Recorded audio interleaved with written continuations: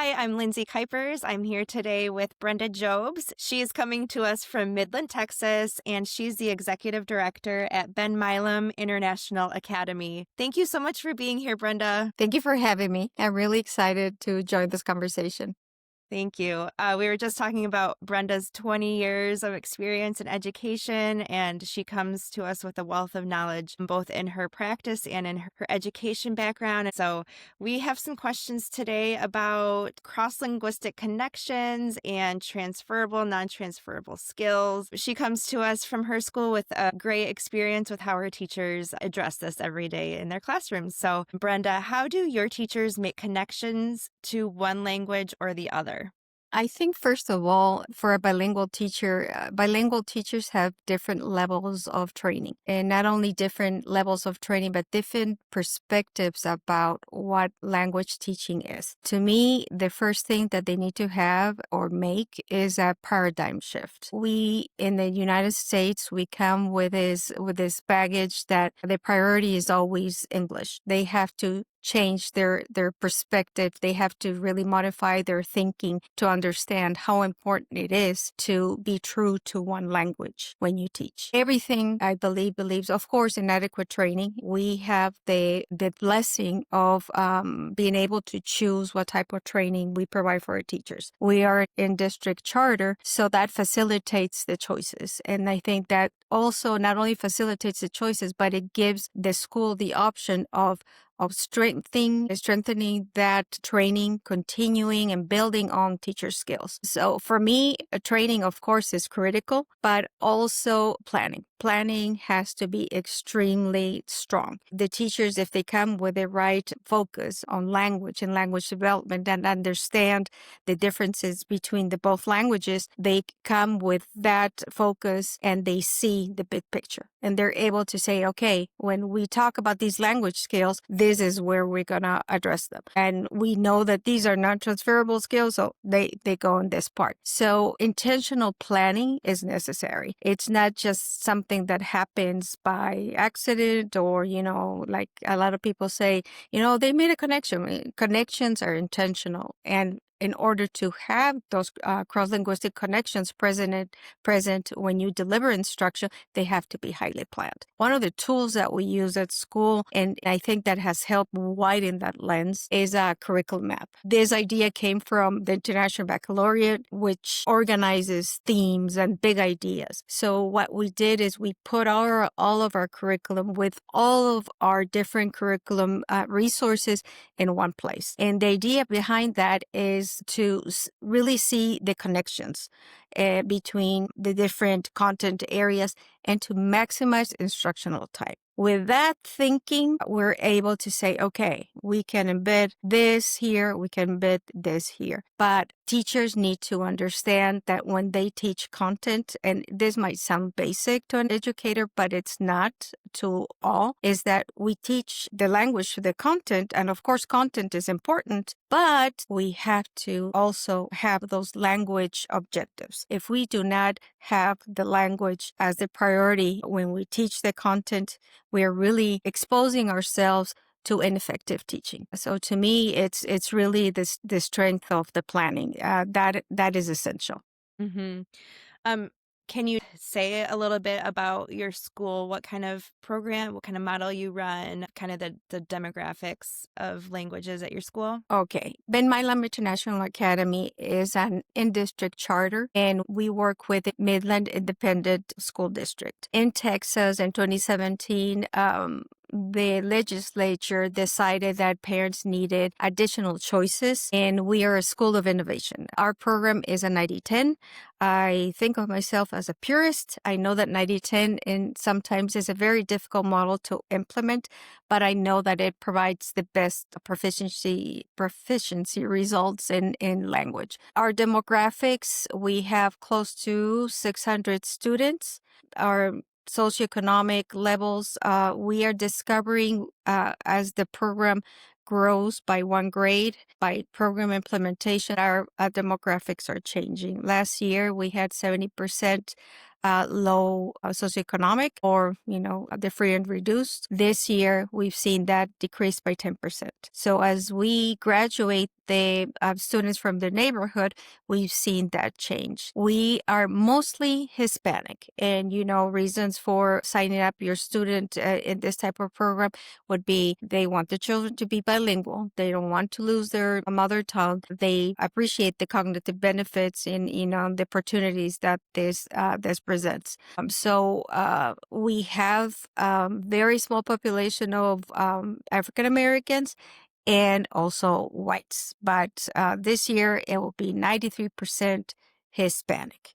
Right now, half of the school is what we call in Texas emergent bilingual, and the other half is non-emergent bilingual. We have been very intentional about how we recruit and we put classes together. We want to provide the best experience for both populations. It's sometimes difficult, and we get a lot of pushback from parents because they don't understand the need that we cannot give them a spot. If I have one English open, I need to replace with an English. If I have a Spanish spot open, I'll replace. But we have excellent community support. The last parent engagement survey that was ran by the district, 95% of our parents were extremely satisfied with our school. So we are very, very, very proud of that fact. That's amazing. Well done. Thank you for sharing more about your school. Why do some teachers double teach in DLI programs? I think one of the bigger problems, and I'm sorry I get a little bit preachy, that we have in dual language education is that there is no national standard. There is no national standard, and if we had one, perhaps training will be a little bit better for our teachers. And I do believe that the double teaching comes from a misunderstanding of what a language immersion experience is. They're also seeing language as two separate systems, and we cannot separate, okay, so now we separate our brain, and this is the Spanish-speaking part of the brain and the, English-speaking part of the brain. So you cancel that brain when we're teaching in a specific language. I believe it's a misunderstanding. We know that effective teaching is in context. So why would you separate that way or, double teach that way? Our brain is a little bit lazy, and we know from experience that our students, if you're going to translate and they're aware, then they shut down and they just say, okay, I'm going to wait because I know that the teacher is going to repeat this in the other language. So we are really cheating the students out of high quality immersion experience. It wastes instructional time. In Texas, because this is the Republic of Texas, our expectations, our standards, the TEKS are incredibly numerous. We do not have time. I don't know how people have time to repeat the curriculum. I'm thinking that they have to leave things or not teach it with the depth that is necessary. That is very concerning. So to me, it's a waste of valuable time. It reduces the mental effort. It creates kids that are not going to be challenged, with that language learning, which is one of the benefits, and it separates language and it considers it as two separate systems. So I don't understand. I think like I said, it's a misunderstanding. Instead of repeating lessons, what you should do, you need to make intentional connections within the curriculum. Mm-hmm. Sorry. That's great. Thank you. Never apologize for that. Are transferable and non-transferable skills a topic that you discuss as a whole school? Absolutely. Absolutely. Because just referring to double teaching, we cannot waste instructional time. We have to find a space and a moment where it's going to give us the biggest bang for our buck. So I think that they not only teacher training helps, teacher understanding how to maximize those opportunities, but in teaching our students using, a concept from Analingua, they have to develop that metacognitive skill. They have to develop that awareness that in English we say this, but in Spanish we say it differently. So if they're language detectives, and I love that, if they're truly language detectives, they are going to notice those things. We do support, obviously, with different strategies. Our teachers, they have to focus on specific language elements. There's some that need to be explicitly taught. And that is something that we need to provide the time to do. We have to be very aware what non-transferable skills are. Which ones are we targeting? I know that most are transferable. I love Spanish because it's so easy. And when we move on to those transferable skills, and we do it between second and third, we really try to start in second and prepare the kids to have a stronger foundation for that. And I'm just talking about the age of transfer, not in itself the cross-linguistic skills, because that is throughout the grades and throughout the curriculum. We do have to teach cultural scheme as well, because part of I would say, of the challenge with a language learner and what stops from noticing is that we don't have context. So that is incredibly relevant. We need to be mindful of those differences. We have two models at school. Well, not two models, but our teaching teams from pre-K 3 years old, because we begin our program at 3 years old, to third grade. We have what we call self-contained. Self-contained, a teacher is in charge of all the subjects. When we move on to from fourth through sixth grade, we have teacher partners and a team. One is a bilingual teacher and the other one is the non-bilingual teacher. I've stopped calling them monolingual because some teachers feel that that is a put down. So in order to get a lot more engagement from my teachers and to invest in those or to really have that commitment to teach those using cross-linguistic strategies, they have to understand that they can help in the process. They're also involved in the immersion experience as well, because sometimes they feel separate. They don't feel, because they don't speak the language necessarily, they feel that they cannot contribute. So I think that with what we do with Aralingua, with those partner teachers, we give them the English-specific skills curriculum, and the bilingual teacher, they work together. And in planning, they really decide how to utilize or what to focus on. And I think that in reflection, after the teaching, after implementation, is really when we can improve our delivery or our focus on each one of those skills. That's great. What makes you passionate about the DLI space within education? Well, right now, I was reflecting on that.